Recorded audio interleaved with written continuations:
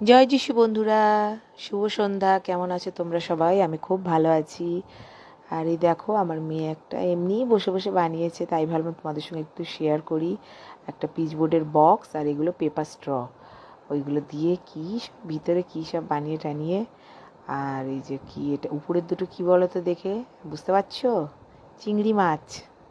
Paper স্ট্রকেই কেটে কেটে চিংড়ি মাছ বানিয়েছে।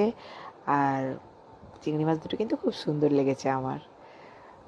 পুরো কমপ্লিট হয়নি, জাস্ট বানিয়েছি এমনি। ও জানি আমি কখন এটাকে ভেঙে ফেলেও দেবে, সেই জন্য আমি তাড়াতাড়ি করে একটু শ্যুট করে নিলাম। আমার তো খুব ভালো লেগেছে, আর পোস্ট করে রাখলাম, তোমরাও দেখো। আর আমার ফেসবুকের খাতায় এটা থেকে যাবে ভিডিওটা। আর ওই হাত দিয়ে হ্যান্ডেল মতন একটা বানিয়ে রেখেছে, দেখো রাইট সাইডে। হ্যান্ডেলটাকে ঘোরালে চিংড়ি মাছ দুটো ওঠানামা করবে।